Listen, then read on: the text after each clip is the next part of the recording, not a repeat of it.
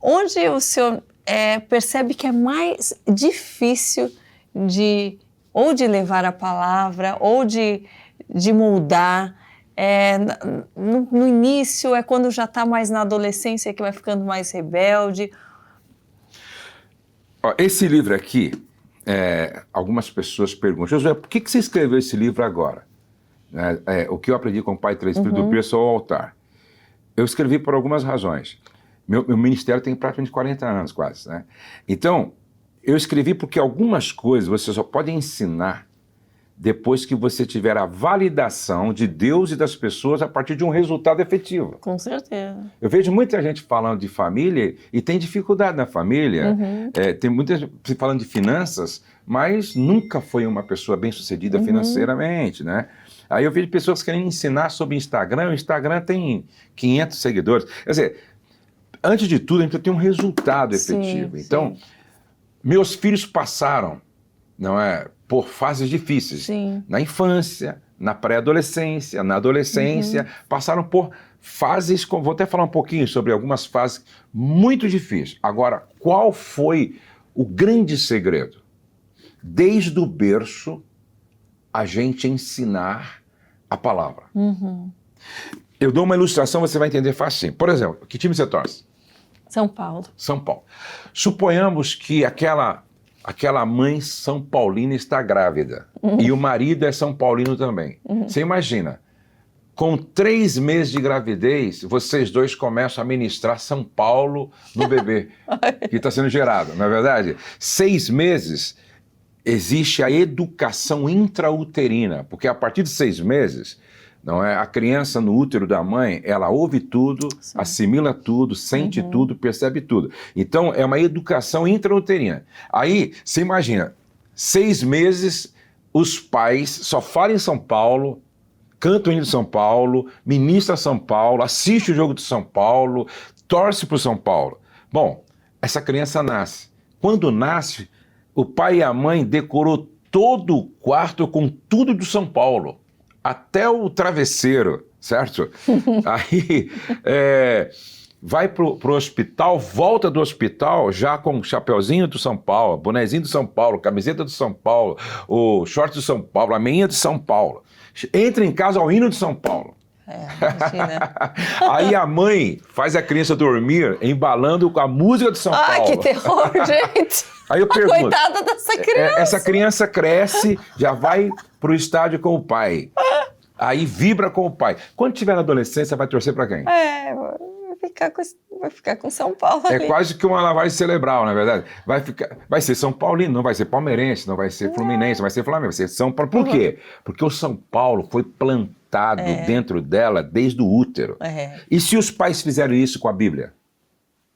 E se os pais fizeram isso com o Evangelho? Já pensou em uma mulher que tem um bebê que é desenvolvido na barriga da mãe, com a mãe cantando, lendo salmos e o pai ministrando: o Senhor é o nosso pastor e nada nos faltará. Essa criança, a mãe decora o quarto com tudo que lembra o Evangelho, que lembra a palavra, que lembra Deus, entendeu? Aí chega da maternidade, entra em casa com um louvor de adoração, a criança dorme ouvindo o hino.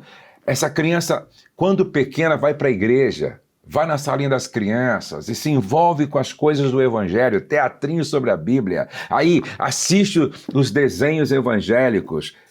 Pergunto, vai crescendo. Quando tiver adolescente, vai ser o quê? Ateu? Não. Não tem como.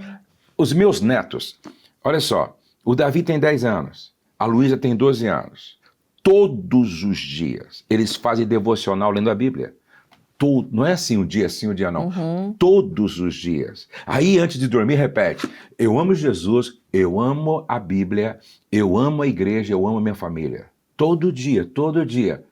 Gente, essa criança, quando nasce, a probabilidade de dar errado é muito pequena. Porque filhos não se perdem na rua, filhos se perdem em casa. A pergunta é: quantos estão fazendo a lição de casa direito? Então, as fases são difíceis, mas quando a gente constrói lá no início a base, fica bem mais fácil lidar com o adolescente. Sim. Meus filhos nunca responderam para mim, pô. Uau. Nunca.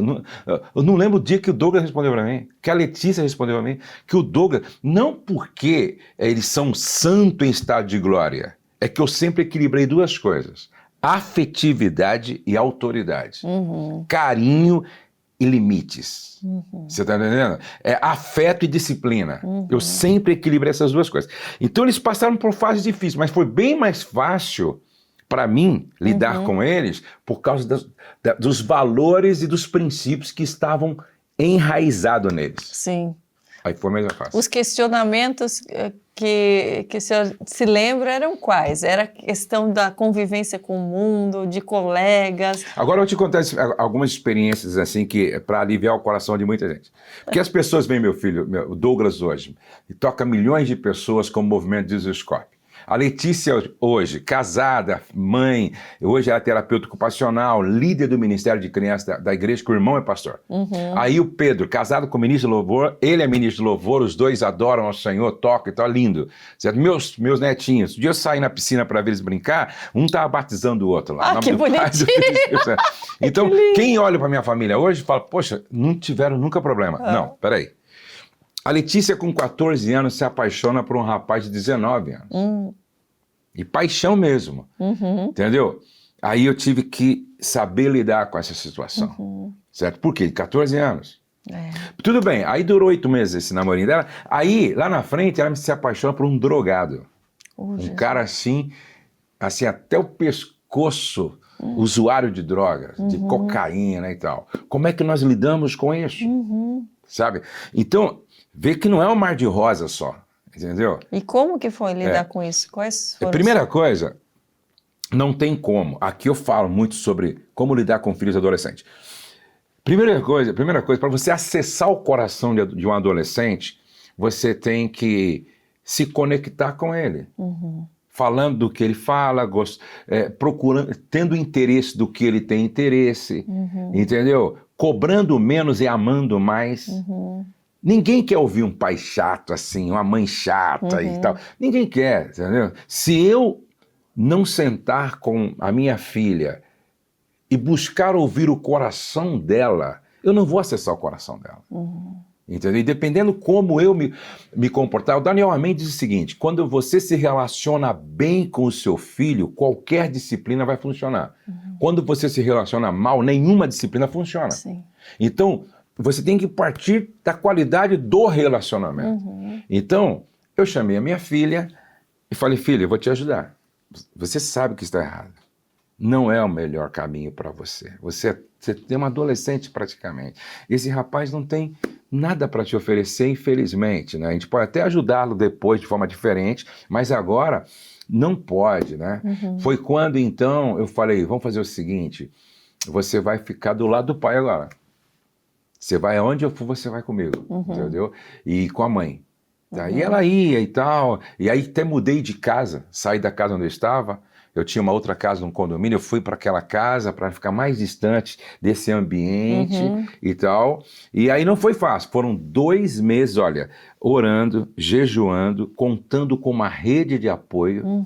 Às vezes, o adolescente ouve mais uma amiga, um amigo, o pai do outro do que você.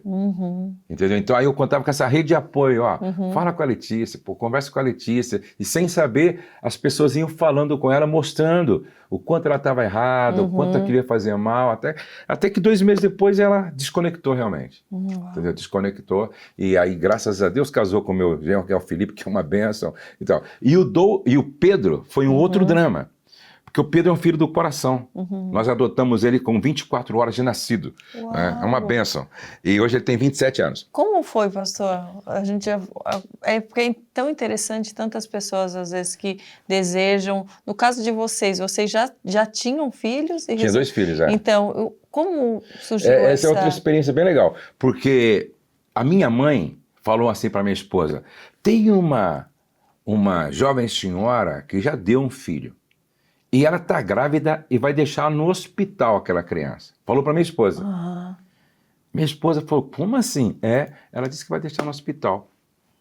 E eu não sabia de nada. Em dezembro, né, naquele ano, eu estava com a Rose, né?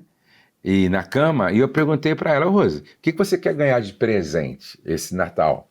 Ela falou, aquela criança que está na barriga daquela mulher.